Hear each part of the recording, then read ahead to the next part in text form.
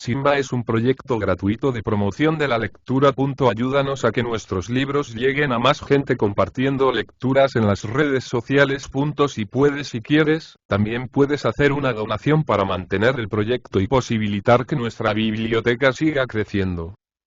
La misa del ateo Honoré de Balzac. Cuento un médico al que debe la ciencia una hermosa teoría fisiológica, y que, joven aún, logró abrirse plaza entre las celebridades de la Escuela de París, centro de luces, al que rinden homenaje todos los médicos de Europa. El doctor Bianchon ejerció la cirugía antes de dedicarse a la medicina.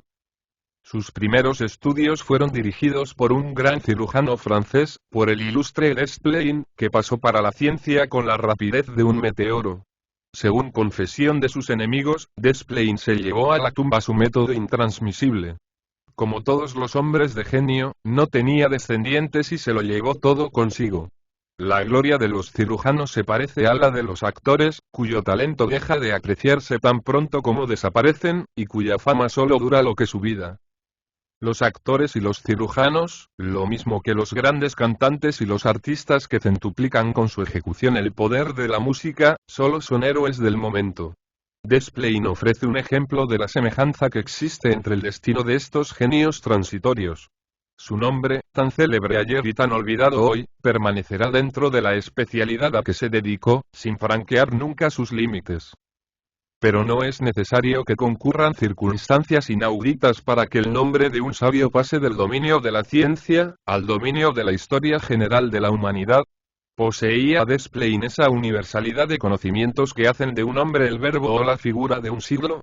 Desplein poseía un golpe de vista divino, penetraba la enfermedad y al enfermo con una intuición adquirida o natural que le permitía no engañarse nunca en los diagnósticos y determinar el momento preciso, la hora, el minuto en que era necesario operar, sacando siempre partido de las circunstancias atmosféricas y de las particularidades del temperamento.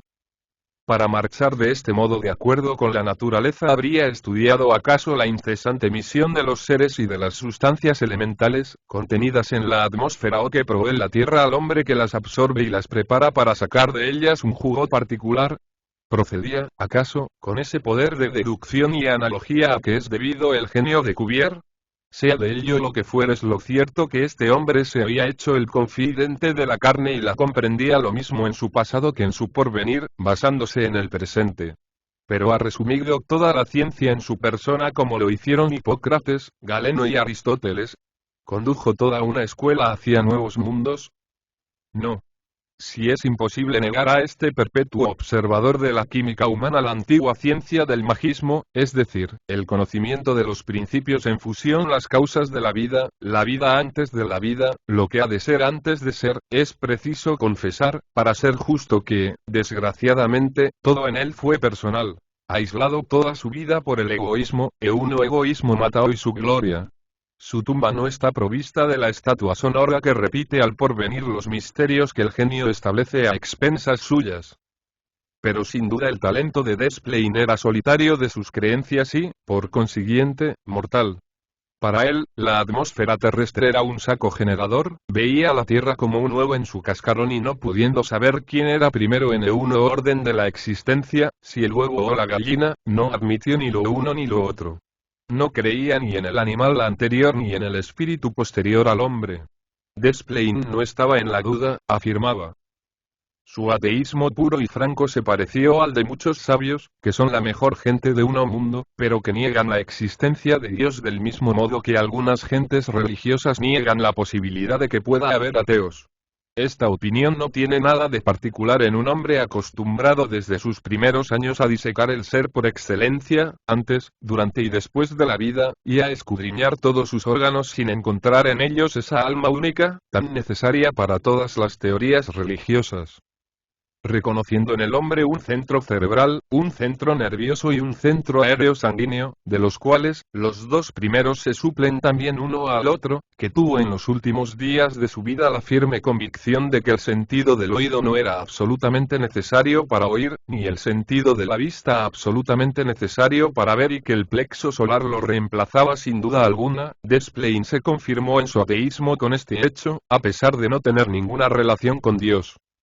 Según se dice, este hombre murió en la impenitencia final en que mueren, desgraciadamente, muchos hermosos genios a los que ojalá Dios quiera perdonar. Empleando la misma frase de sus enemigos, diremos que la vida de este hombre ofrecía muchas pequeñeces, o mejor dicho, muchos contrasentidos aparentes.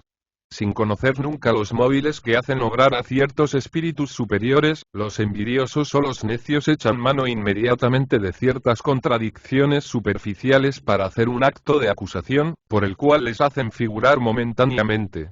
Si más tarde el éxito corona las combinaciones atacadas poniendo de manifiesto la correlación de los preparativos y de los resultados, siempre subsisten, poco o mucho, las calumnias que le precedieron.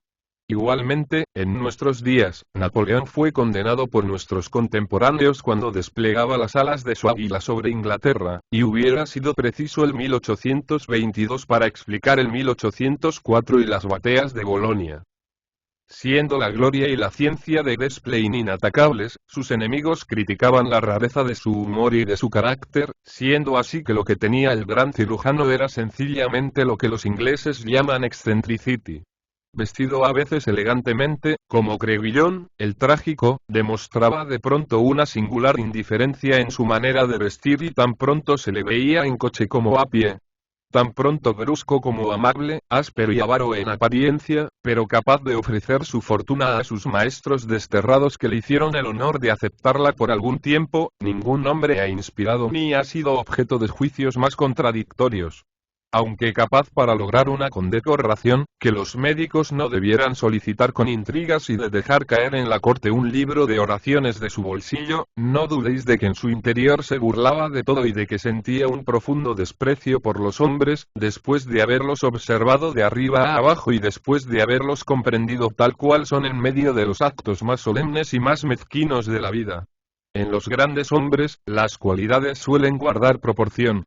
Si, entre esos colosos, existe alguno que tiene más talento que gracia, su gracia es aún mayor que la de aquel de quien se dice únicamente: es un hombre muy gracioso. Todo genio supone, necesariamente, un don de segunda vista, una vista moral.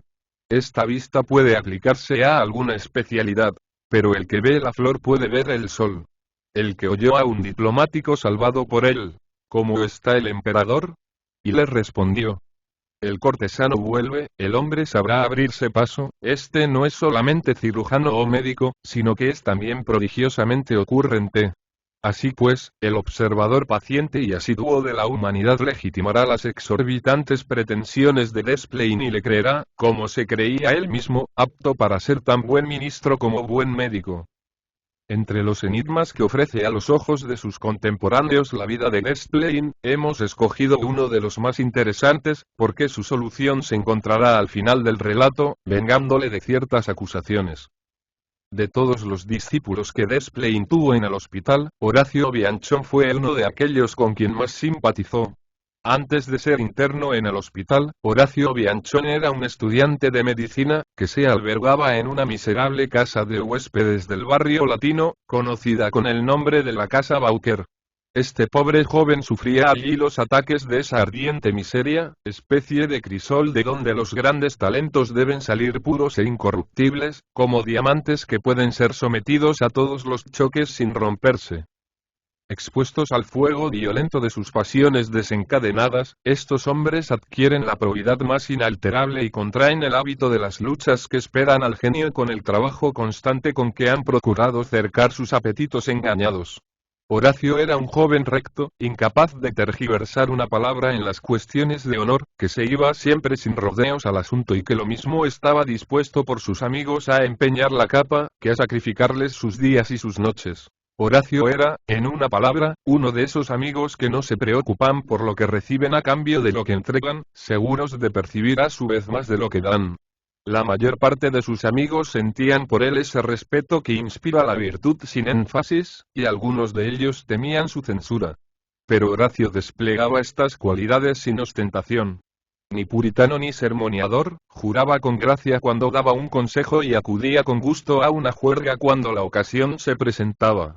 Buen compañero, franco y leal, no como un marino, pues el marino de hoy es un astuto diplomático, sino como honrado joven que nada tiene que ocultar de su vida. Bianchon marchaba siempre risueño y con la frente muy alta.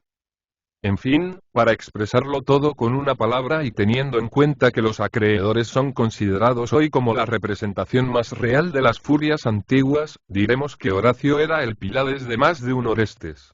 Soportaba su miseria con esa alegría que es sin duda una de las mayores pruebas de valor, y como todos los que no poseen nada, contraía pocas deudas.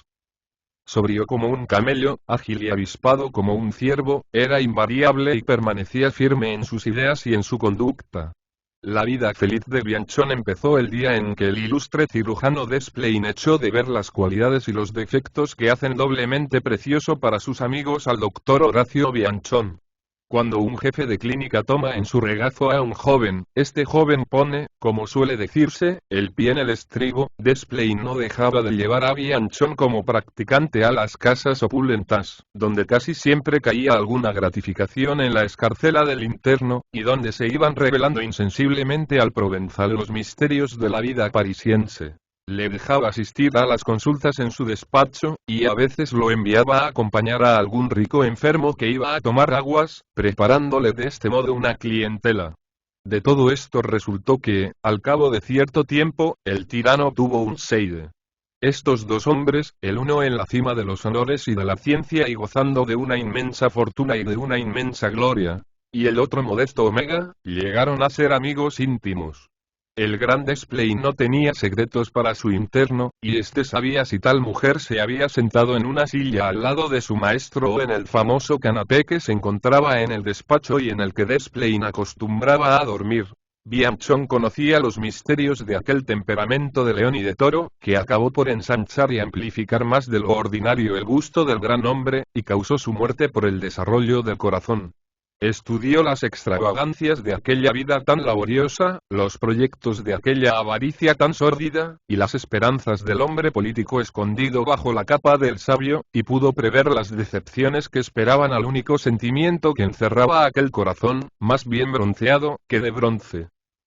Un día, Bianchon dijo a Desplein que un pobre aguador del barrio de San Jacobo sufría una horrible enfermedad causada por las fatigas y la miseria.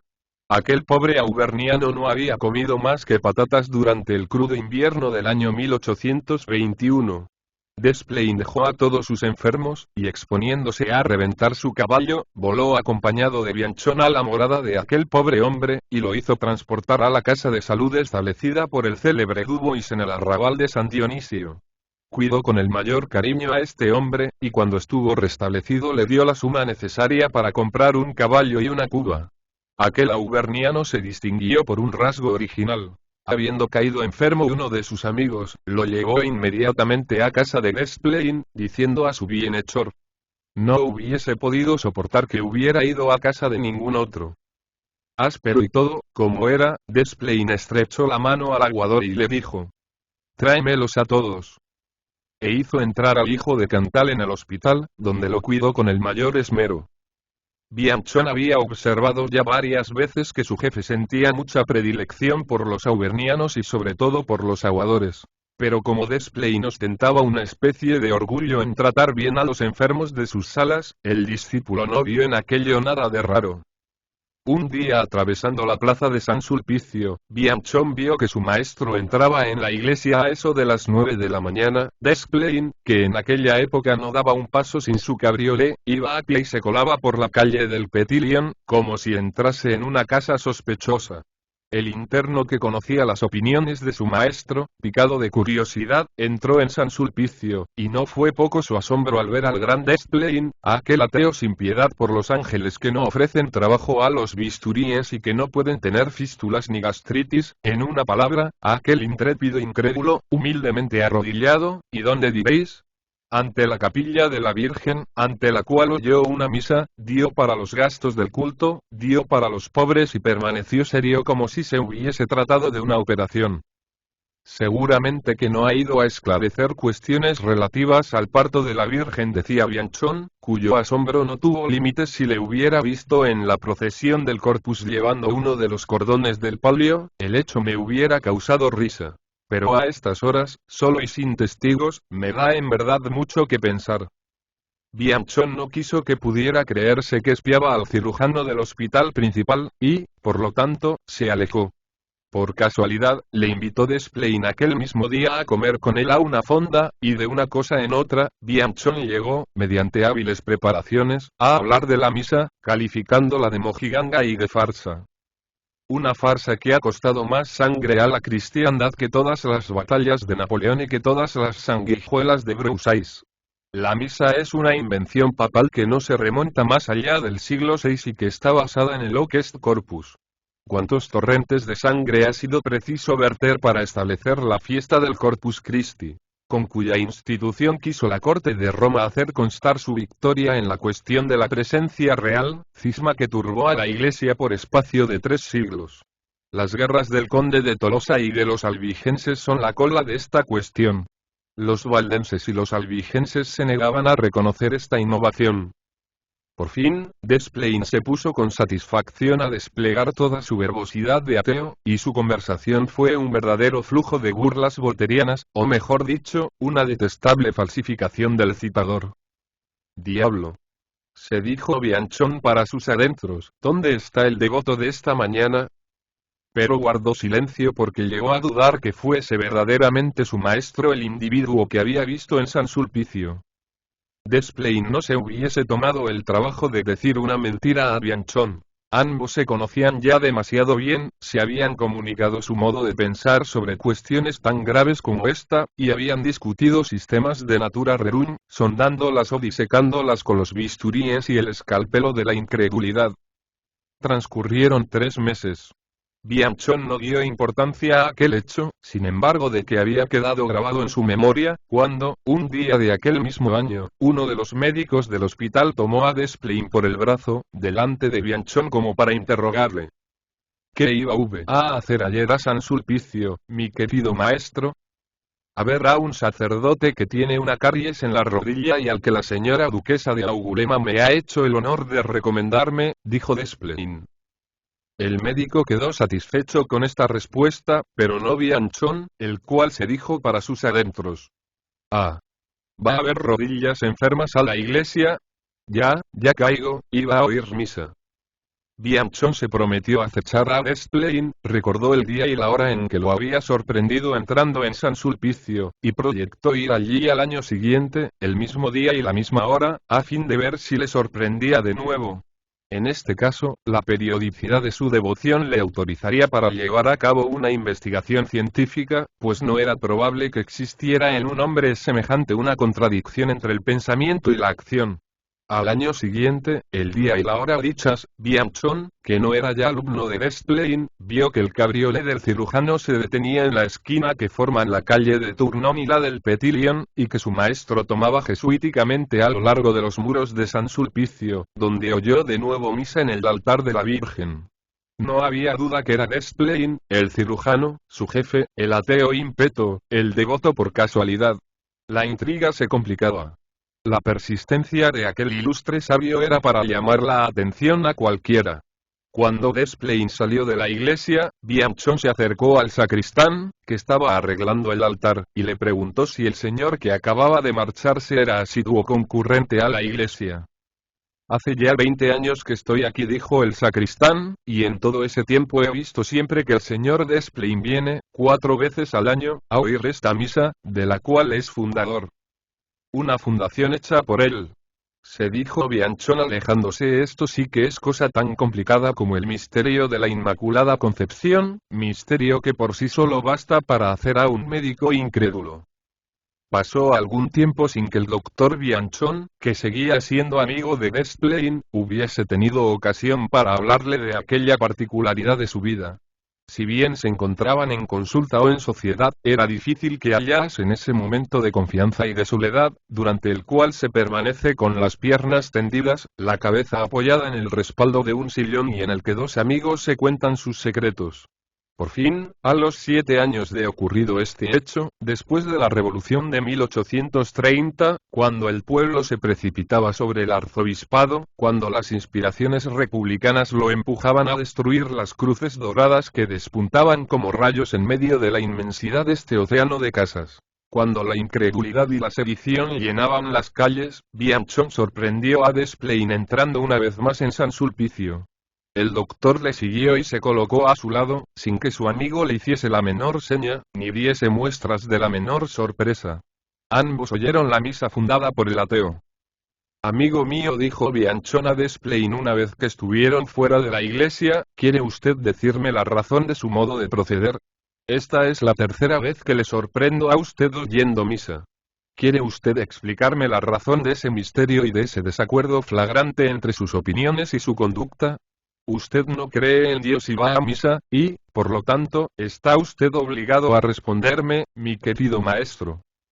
Amigo mío, me parezco en esto a muchos devotos, a muchos hombres profundamente devotos en apariencia pero que son tan ateos como usted y yo podemos serlo. Y a continuación de esto, soltó un verdadero torrente de epigramas acerca de algunos personajes políticos, de los cuales el más conocido ofrece en este siglo una nueva edición del Tartufo de Molière. Yo no le pregunto a usted todo eso, le dijo Bianchon. Quiero saber lo que viene usted a hacer aquí y el por qué ha fundado esta misa. A decir verdad, querido amigo, dijo Desplain, estoy ya muy próximo a la tumba, y, por consiguiente, no hay inconveniente en que le hable a usted de los principios de mi vida. En este momento, Bianchon y el gran hombre se encontraban en la calle de los Cuatro Vientos, que es una de las calles más horribles de París. Desplain subió al sexto piso de una de esas casas que parecen un obelisco y cuya puerta de 2 hojas da a un estrecho pasillo, al extremo del cual se ve una tortuosa escalera, alumbrada por luces que con razón, reciben en Francia el nombre de luces de sufrimiento. Era la tal vivienda una casa de color verdoso, en cuyo piso bajo vivía un comerciante de muebles, y que parecía albergar en cada uno de sus pisos una miseria diferente.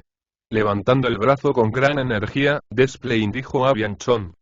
He vivido allá arriba 2 años. Ya lo sé. D'Arthez también ha vivido, y yo he subido ahí casi todos los días, durante mi primera juventud. Entonces le llamábamos el foco de los grandes hombres. Bueno, ¿qué más? La misa que acabo de oír está enlazada con acontecimientos que ocurrieron cuando habitaba la buhardilla en que dice usted que vivió también D'Arthez, aquella en cuya ventana se ve una cuerda cargada de ropa y un tiesto. Mis comienzos fueron tan rudos, mi querido Bianchon, que puedo disputar a cualquiera la palma de los sufrimientos parisienses, lo he soportado todo. Hambre, sed, falta de dinero, de trajes, de calzado y de ropa interior, todo lo que la miseria tiene de más rudo. He soplado muchas veces mis dedos entumecidos, en ese foco de grandes hombres que quisiera visitar de nuevo en compañía de usted. He trabajado durante un invierno viendo humear mi cabeza y distinguiendo el aire de mi transpiración, como distinguimos el aliento de los caballos en un día de helada. Hoy me parece imposible que yo ni nadie pudiese soportar semejante vida. Estaba solo, sin recursos, sin un céntimo para comprar los libros y los gastos de mi educación médica, y sin tener un amigo, pues mi carácter irascible, sombrío e inquieto, me perjudicaba mucho. Nadie quería ver en mis irritaciones la miseria y el trabajo del hombre que, desde el fondo del estado social en que nace, lucha para llegar a la superficie. Pero a usted, ante quien no necesito fingir, puedo decirle que yo tenía esa suma de buenos sentimientos y de viva sensibilidad que ha de ser siempre el patrimonio de los hombres bastante fuertes para llegar a una cima cualquiera, después de haber frecuentado largo tiempo los pantanos de la miseria. Yo no podía sacar de mi familia y de mi país nada más que la insuficiente pensión que me proporcionaba. En fin, en aquella época, comía por la mañana, ensopado en leche, un panecillo que el panadero de la calle de Petillon me vendía más barato, porque era de la víspera o de la antevíspera, y de esa manera mi almuerzo no me costaba más que 10 céntimos. Un día sí y otro no, iba a comer a una posada donde la comida costaba 80 céntimos. Así es que no gastaba en comer más que 2 reales diarios. Usted sabe tan bien como yo el cuidado que hay que tener cuando se está en esa situación, del calzado y de la ropa. Yo no sé si más tarde llega uno a experimentar tanta pena al ver la traición de un amigo, como el que hemos experimentado, lo mismo usted que yo, al ver la burlona mueca de un zapato que se rasga, o al oír que se desgarra la costura de una levita. No bebía más que agua, y los cafés me inspiraban el mayor respeto. Zopi me parecía una tierra de promisión, donde solo tenían derecho a entrar los lúculos de país latino. Podría nunca, me decía yo a veces, tomar ahí una taza de café con crema y jugar una partida de dominó. Y procuraba emplear en mis trabajos la rabia que me inspiraba mi miseria, y procuraba acaparar conocimientos positivos, a fin de tener un inmenso valor personal para merecer la plaza a que había de llegar el día en que saliera de la nada. Consumía más aceite que pan. La luz que me alumbraba durante aquellas noches obstinadas me costaba más cara que el alimento. Aquel duelo fue largo, obstinado y sin consuelo. Yo no despertaba ninguna simpatía en torno mío. Para tener amigos, es preciso juntarse con gente joven y poseer algún dinero para poder presentarse en aquellos lugares a donde van los estudiantes. Yo no tenía nada, y nadie en París llega a figurarse nunca que nada pueda ser nada. Cuando se trataba de descubrir mis miserias, experimentaba en la garganta esa contracción nerviosa que hace creer a los enfermos que les sube una bala del esófago a la laringe. Más tarde he encontrado gentes ricas que, no habiendo carecido nunca de nada, no conocen el problema de esta regla de 3. Un joven es al crimen como una moneda de 5 pesetas es a X. Esos afortunados imbéciles me dicen a veces, ¿pero por qué contraía usted deudas? ¿Por qué se creaba obligaciones onerosas? Cuando les oigo, me hacen el efecto de aquella princesa que, sabiendo que el pueblo se moría de hambre, decía, ¿por qué no compran tortas? Sí, quisiera ver a uno de esos ricos que se quejan de que les cobro demasiado caro por operarles, quisiera verlo, repito, solo en París, sin dinero, sin casa, sin amigos y sin crédito, y obligado a trabajar con sus 5 dedos para vivir. ¿Qué haría? ¿A dónde iría a aplacar su hambre? Bianchon, si alguna vez me ha visto usted grosero y duro, es porque recordaba mis dolores y la insensibilidad y el egoísmo de que me han dado prueba 1000 veces las esferas elevadas, o bien porque pensaba en los obstáculos que el odio, la envidia, los celos y la calumnia levantaron entre mí y el éxito. En París, hay gentes que cuando le ven a uno con el pie en el estribo, los unos le tiran del faldón de la levita, los otros sueltan la hebilla de la cincha para que se rompa uno la cabeza al caer. Aquel desierra el caballo, el otro le roba el látigo. El menos traidor es el que se aproxima a él de frente para soltarle un pistoletazo a boca de jarro. Hijo querido, usted tiene bastante talento para conocer pronto las batallas que las medianías libran al hombre superior. Si pierde usted 25 luises una noche, al día siguiente será usted acusado de ser un jugador, y sus mejores amigos dirán que ha perdido usted la víspera 25.000 francos. Si tiene usted dolor de cabeza, pasará por loco. Si tiene usted vivacidad, pasará por insociable. Sí, para resistir a ese batallón de pigmeos, se arma usted de fuerzas superiores, sus mejores amigos exclamarán que quiere usted devorarlo todo y que tiene usted la pretensión de dominar y de tiranizar a todo el mundo. En una palabra, sus cualidades se convertirán en defectos, y sus defectos pasarán a ser vicios, y sus virtudes crímenes. Si no ha salvado usted a alguno, dirán que lo ha matado. Si el enfermo mejora y continúa siendo su cliente, dirán que ha procurado usted asegurar el presente a expensas del porvenir, y que si no ha muerto, morirá. Si tropieza usted en algo, dirán que se ha caído. Invente usted cualquier cosa y reclame sus derechos, y será usted calificado de hombre tacaño y astuto que no quiere dar salida al elemento joven. De modo que, querido mío, si no creo en Dios, creo menos en los hombres. ¿No ve usted en mí un Desplein completamente diferente del Desplein que todo el mundo critica? Pero no recordemos aquel montón de miserias. Como decía, habitaba en esta casa, trabajaba noche y día para sufrir mi primer examen y no tenía un céntimo. Había llegado a uno de esos extremos últimos en que un hombre se dice, sentaré plaza de soldado. Solo me quedaba una esperanza. Esperaba de mi país un baúl lleno de ropa, regalo de una de esas tías ancianas que, desconociendo en absoluto lo que es París, solo piensan en las camisas, imaginándose que con 30 francos al mes, su sobrino debe estar como un príncipe. El baúl llegó mientras yo estaba en el colegio. El porte había costado 40 francos. Que habían sido pagados por el portero, zapatero alemán que vivía en la guardilla y en cuyo poder se hallaba aquel. Me paseé por la calle de los Poses Saint-Germain-des-Prés, y por la calle de la Escuela de Medicina, sin poder inventar una estrategia que me pusiese en posesión del baúl, sin necesidad de pagar los 40 francos, que yo me hubiera apresurado a entregar, como es natural, después de haber vendido la ropa. Pero mi estupidez me hizo comprender que yo solo servía para cirujano. Querido mío, las almas delicadas, cuya fuerza se ejerce en una esfera elevada, carecen de ese espíritu de intriga fértil en recursos y combinaciones. Su genio es la casualidad. No busca, encuentra. Por fin, llegada la noche, me decidí a volver a casa en el momento en que entraba mi vecino, aguador llamado Bourgeat, natural de Saint-Fleur.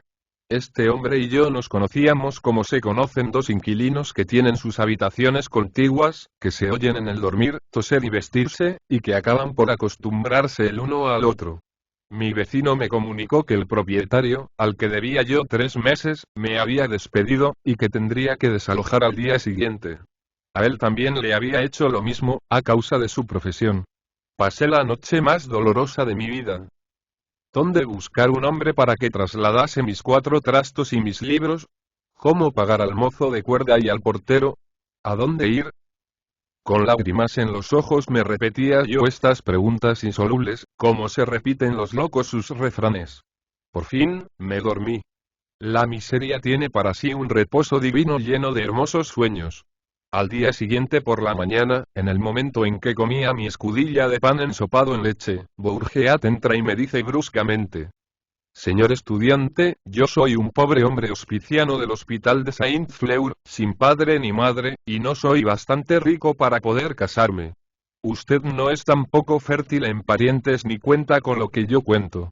Escuche usted, yo tengo abajo un carrito de mano que he alquilado a 10 céntimos la hora, y este carrito puede llevar todos nuestros cachivaches. Si usted no tiene inconveniente, y puesto que nos arrojan de aquí, podemos buscar un cuarto para vivir juntos. ¿Qué demonio? Después de todo, este cuarto no tiene nada del paraíso terrestre.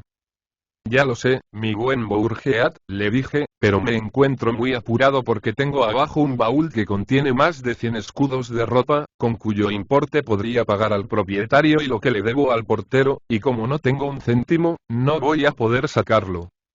Bah. Aún me quedan a mí algunos cuartos, me respondió alegremente Bourgeat enseñándome una bolsa vieja de grasiento cuero. No tendrá usted necesidad de vender la ropa. Bourgeat pagó los 3 meses que yo debía y el suyo, y abonó al portero la cuenta. Después, colocó nuestros muebles en el carrito y lo arrastró por las calles deteniéndose delante de las casas en que había pisos para alquilar. Yo le acompañaba y subía a los pisos para ver si el local nos convenía. A las 12 aún errábamos por el barrio latino sin haber encontrado nada. El precio era un gran obstáculo. Bourgeat me propuso que fuésemos a comer a casa de un vinatero, a cuya puerta dejamos el carrito. A eso del oscurecer encontramos en el patio de Roland, en el pasaje del comercio, una guardilla con 2 cuartos separados por la escalera, que solo costaba 120 francos al año, y con esto henos ya trasladados a mi humilde amigo y a mí. Comimos juntos. Bourgeat, que ganaba unos 10 reales diarios, poseía ya unos 50 duros, y estaba muy próximo a poder realizar su ambición, que era comprar un tonel y un caballo. Al saber mi situación, pues me fue sacando los secretos con un tino y una delicadeza cuyo recuerdo conserva aún hoy mi corazón, renunció por algún tiempo a la ambición de toda su vida. Bourgeat era aguador hacía 22 años, y sacrificó sus 100 escudos por mi porvenir. Esto diciendo, Desplein oprimió violentamente el brazo a Bianchon.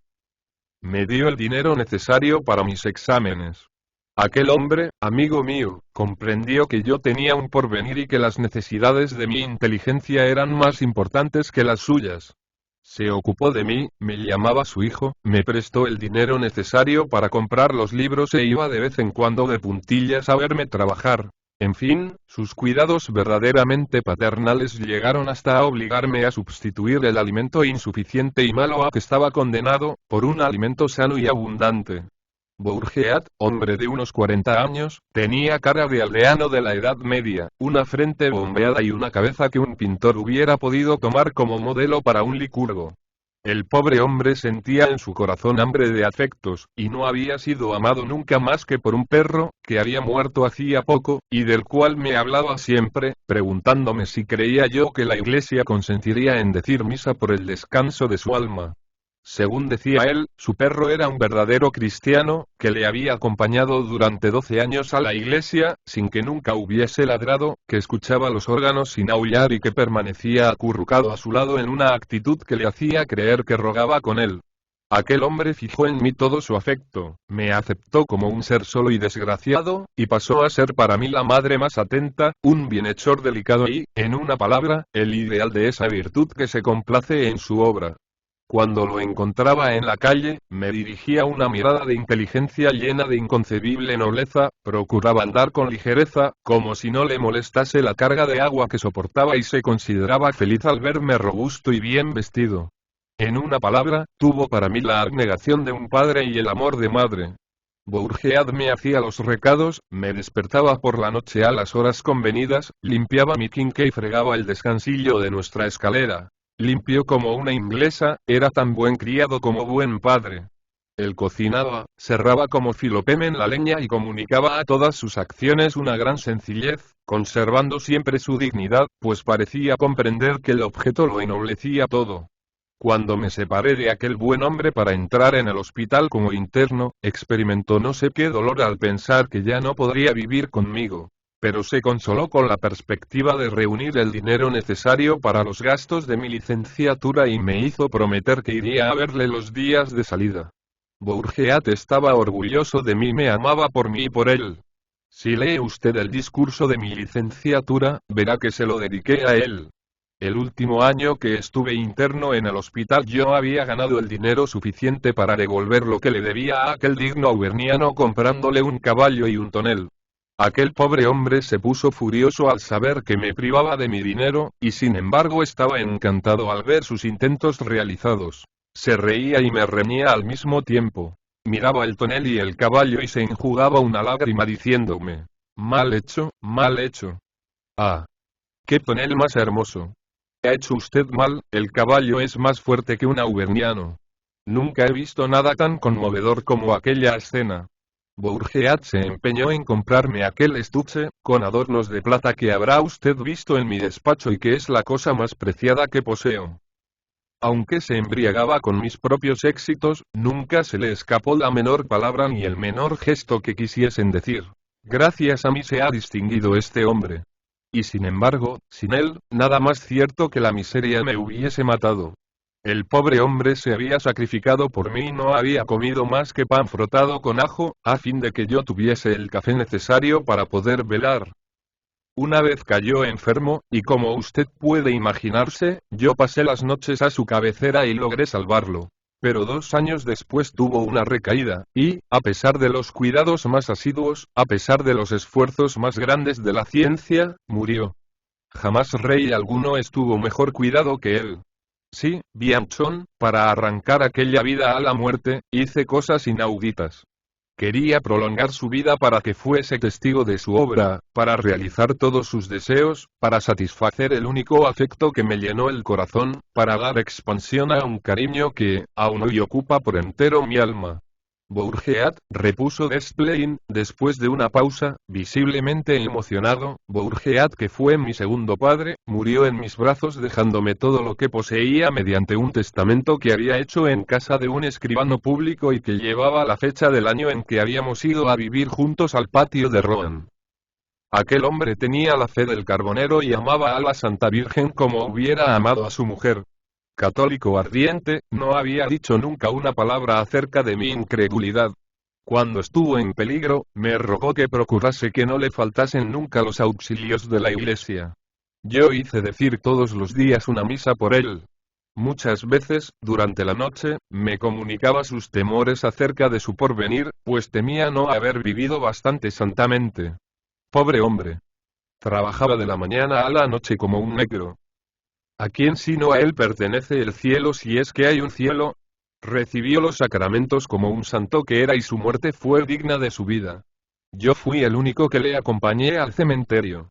Cuando vi ya bajo tierra a mi único bienhechor, empecé a discurrir el medio de mostrarle mi agradecimiento. Aquel hombre no tenía familia, ni amigos, ni mujer, ni hijos, tenía una convicción religiosa. ¿Podía yo de algún modo discutírsela? El pobre me había hablado tímidamente de las misas que se decían por el descanso de los muertos, pero no quería imponerme este deber pensando que aquello equivaldría a querer cobrar los favores que me había hecho. Tan pronto como pude establecer una fundación, di en San Sulpicio la suma necesaria para que se dijesen 4 misas al año. Como que la única cosa que puedo ofrecer a Bourgeat es la satisfacción de sus piadosos deseos, el día que se dice esa misa, o sea, el principio de cada estación, voy a oírla en su nombre y recito por él las consiguientes oraciones. Yo digo con la buena fe del escéptico: Dios mío, si existe una esfera donde colocas después de su muerte a aquellos que han sido perfectos, piensa en el buen Bourgeat. Y si es necesario sufrir por él, dame a mí más sufrimientos, a fin de hacerle entrar más pronto en ese lugar que se llama cielo. He aquí, querido mío, lo único que puede permitirse un hombre de mis creencias. Dios debe ser un buen diablo y seguramente que no me guarda por ellas ningún rencor. Se lo juro a usted, daría toda mi fortuna porque las creencias de Bourgeat pudiesen penetrar en mi cerebro. Bianchon, que cuidó a Desplein en su última enfermedad, no se atreve a afirmar hoy que el ilustre cirujano haya muerto ateo.